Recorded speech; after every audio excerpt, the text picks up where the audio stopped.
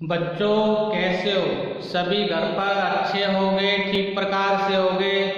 हम आपके पास में समय समय पर वीडियो भेज रहे हैं, आप देख भी रहे होंगे और पीडीएफ के द्वारा अपना गृह कार्य भी कर रहे होंगे। तो आज कक्षा नवम में काव्य खंड में पाठ 11 रसखान, पाठ का नाम है सवैये। यहाँ पर पढ़ेंगे।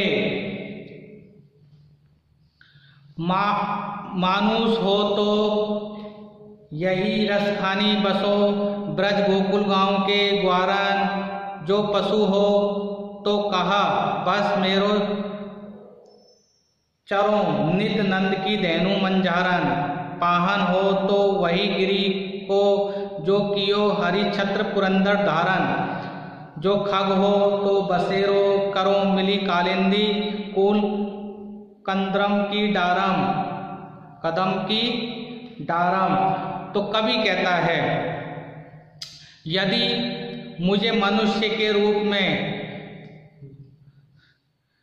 दोबारा जन्म मिले तो गोकुल गांव के रखवाले के रूप में मिले। यदि पशु के रूप में जन्म मिले तो नंद बाबा की गाय बनूं। यदि पत्थर बनूं तो गोवर्धन पर्वत पर रहूं, क्योंकि उसे भगवान श्री कृष्ण ने इंद्र से रक्षा करने छाता बनाकर हाथ में उठाया था। पक्षी बनूं तो यमुना नदी के किनारे कदम की डाल पर मेरा बसेरा हो, क्योंकि इसके निकट ही श्री कृष्ण रास रचाया करते थे। श्री कृष्ण भगवान थे, गोपियों के साथ में रास लीला करते थे, रास रसाया करते थे।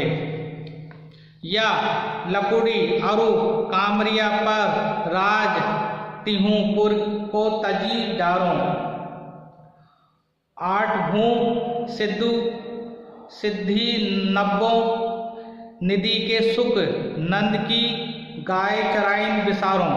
रसकान कबो इस आखिन सो, ब्रज के वन बाग तड़ांग निहारो। कोटिक ए कल धोत के धाम, करील के कुंजन ऊपर बारों। तो कवि कहता है, यदि मुझे श्री कृष्ण की लाठी और कम्मल मिल जाए तो वे तीनों लोगों का साम्राज्य छोड़ने को तैयार है। आठों सिद्धियां और 9 निधियां मिल जाने से जो लाभ होता है उसे वे नंद की गाय चराने के सुख लाभ के आगे कुछ नहीं समझते हैं। कि वह दिन कब आएगा जब वह अपनी आंखों से वृंदावन के वन बगीचे तालाबों को देख पाएंगे। वे तो उन करील की झाड़ियों के सामने करोड़ों स्वर्ण महलों का निछावर कर सकते हैं, जिनके लिए श्री कृष्ण लीलाएं करते थे। श्री कृष्ण भगवान लीलाएं करते थे। मोर पखा सिर ऊपर राखियो, गुंज की मील गरे परी रोगी। ओड़ी पितंबर ले लकुटी वन, गोवर्धन ग्वारिन संग किरोगी। वावतो बोही मेरे रख खानी, सो तेरे कहे सब स्वान करोगी। या मुरलीधर की अदरान धरी, अदरा ना धरोगी। तो कवि कहता है, इसमें गोपी कहती है, मैं श्री कृष्ण की भांति सिर पर मोर पंख का मुकुट पहनूंगी और गले में गुंजाओं की माला डालूंगी, पीला वस्त्र पहनूंगी, हाथ में लाठी ले लूंगी, वन में गायों और ग्वाल वालों के साथ घूमूंगी। कृष्ण को जो जो प्रिय था तेरे कहने पर मैं सब करूंगी, तेरे कहने पर मैं सब करूंगी। उस मुरली को होठों से नहीं लगाऊंगी जिसे श्री कृष्ण ने अपने होठों से उसे लगाया था। ये सभी कार्य मैं करूंगी, गोपी कहती है। काननी दे अंगुरी रसियो जब ही मुरली धुनी मंद बजिए, मोहिनी तानन सो रख खानी, अटा छड़ी गोधन गेहे तो गेहे, तेरी कहो सिगर ब्रज लोगनी, कहली कहूँ कितनो समझो, माई रीवा मुख की मुख कानी, समहारी जे जेहे ना जेहे ना जेहे।